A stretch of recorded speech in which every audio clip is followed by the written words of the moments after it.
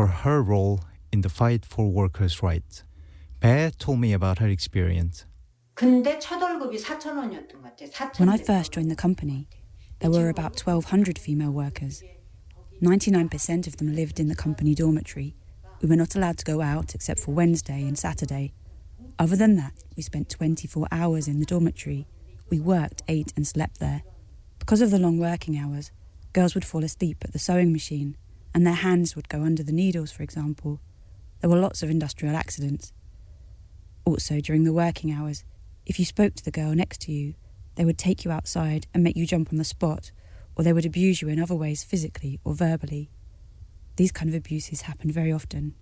The workers lived and worked inside a factory compound, packed into small dormitories with 16 people in every room. Everyone slept in the dormitory inside the company compound, but the conditions of the dormitory were really poor. 4 people slept on each bunk, 16 people to one room, sharing one steam heater. 배 was inspired by the work of John Tail, a sewing worker and workers' rights activist, to try to unionize the wig makers. She rented a tiny room outside the compound and began to hold meetings there, squeezing 15 girls into a room just big enough for 2 to lie down in. On the 14th May 1980, the company offered to create a union themselves, but Bae and her colleagues believed they had to fight for an independent voice if they wanted to create real change. This was our response on the 14th. We told the company that we would not accept their terms and then ended the meeting with them. That night we had to work on our plan. All 40 of us gathered in my room because we had nowhere else to go. There were people on people. Some girls were crammed in the window frame. Many were up in the attic. Even now I wonder how it was possible to have 40 people in that tiny space. The 40 girls formed a plan to gather the rest of the factory workers from their dormitories and then barricade themselves inside the factory. After 3 days inside, the wig makers wanted to negotiate with the boss of the company, but were told he would not come to the factory in Guro. In desperation, they decided they would march to the head office in Myeongdong instead. When all 1,200 of us came down, there were police at the front gate. So we came down and said, "We want to go back to work quickly, but the owner will not come here. So accept our demands and participate in a negotiation." But because the owner was too high and mighty to come down to the factory, we had to move to headquarters. So we tried to get out through the main gate. From the other side, the riot police and company managers were stopping us. As the female workers were being pushed out from the gate, the police fired tear gas on them. Dozens of girls passed out, and I also lost consciousness. That night, on the 17th May 1980, General Chun Doo-hwan declared martial law. The following day, protests across the country culminated in the Gwangju uprising, where many demonstrators were killed. What started as a protest rally against martial law ended in hand-to-hand fighting with paratroopers sent in to maintain order. Bae's name was put on a purification list of those who had caused social controversy. In December 1980, Bae was arrested and taken to the Joint Investigation HQ, where she says she was physically and sexually tortured. 3 investigators were assigned to me. They didn't let me sleep and continued their investigations for a month. I was subject to various tortures. They told me, "This is a place that no one would find out even if you died. So don't resist. Tell us everything honestly." They said, by uniting students and labour workers, we were trying to challenge the regime and revolutionise society. It was nothing like that. We were simply trying to create a labour union.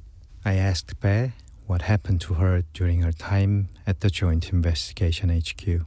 The torture they used to keep me from sleeping was the same as you may have heard about before. They kept touching my sensitive parts and kept telling me to give them a name and kept making me write a letter of apology. Amongst 3 investigators, one would hit me if I didn't do what they said. Another one made threats. The other kept asking me questions. During the investigation, the one who was hitting me with a stick also used that stick to poke my sensitive parts, or they would do waterboarding to keep me awake all night long. It's such painful memories that I don't want to remember. Despite all this, when she was released, Bae went back to work with her union. 6 months later, she was arrested again, and this time her imprisonment lasted for over a year. During her time there, she was subjected to what was known as purification education, a process which the government said was intended to expel any revolutionary ideas. 그렇게 하고 있는 그대로 조사받는데 사실대로 얘기하라고. They told me to confess what kind of rebellious forces I was colluding with. For 2 hours I was hung upside down and tortured. It was too much to endure. When I was in the prison, I was subjected to the so-called purification education. It might be hard for you to imagine that they would take my top off and make me crawl on my bare chest against the prison floor. There was no single spot on my chest where my skin didn't break. People who did not compromise and kept living the way they believed was right were sent to jail, and the regime did everything to break them. The purification was one of their tools. But that 1 month of purification actually made me think, I will never give up on the labour movement. After leaving prison, Bae struggled to get a job as she was blacklisted. But after 35 years in July 2015, the false charges brought against her were finally dismissed. The Korea that I have grown up in is far from the regime of fear and poverty that Bae describes. I asked Bae whether, when she looks at her country today, everything she went through was worth the pain. 알려줬으면 좋겠어요. 근데 그때 당시는 노동자라는 이유로 그렇게. Back then we were working under terrible conditions and lived like slaves only because we were labour workers. I want new generations to see what it was like, to raise their awareness. People think that nowadays labour workers don't work under such conditions, but I think some still do. Employment is unstable for temporary workers, part-timers, contract workers and many others, and they are working under very poor conditions even today. I want them to do the best and the most they can to claim their rights. 지금의 이제 조건에 놓여져 있는 많은 후배들이. Bae-ok-byung was talking to me, Park Kyung-jun, for Witness History. It's a 2 Degrees West production for the BBC World Service. You're listening to the BBC World Service, and here's what's happening in the studio this week. How do you create the perfect chair? Designer Inni Archibong insists everything he makes must be beautiful and functional. But for his latest project, making chairs for use in cafeterias, finding that perfect balance takes time. In the studio at bbcworldservice.com/in-the-studio.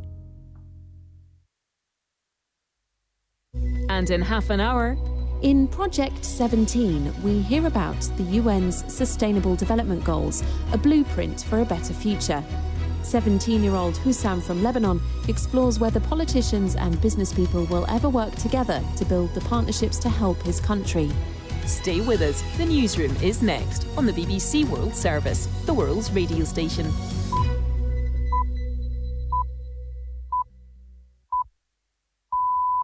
At 3 hours GMT, welcome to the newsroom from the BBC World Service. I'm Alex Ridson. New York prosecutors begin a criminal investigation into Donald Trump's private company. A barrage of rockets into southern Israel from Hamas as Israeli warplanes continue their bombardment of Gaza. I've no doubt that we've set them back many years. We'll continue the military operation as needed in order to restore calm to Israeli citizens. The Speaker of the US Congress, Nancy Pelosi, calls for a boycott of the 2022 Winter Olympics in China over the treatment of Uyghur Muslims. What moral authority do you have to speak of human rights any place in the world if you're willing to pay your respects to the Chinese government as they commit genocide? Facial recognition software, Amazon says it won't go back to sharing its systems with police. And in English football, Chelsea's 2-1 victory over Leicester takes them ever closer to the Champions League. This is the BBC. Hello, I'm Neil Nunes with the BBC News. Violence between Israel and Palestinian militants in Gaza has continued into a 10th day. Sirens sounded in southern and central Israel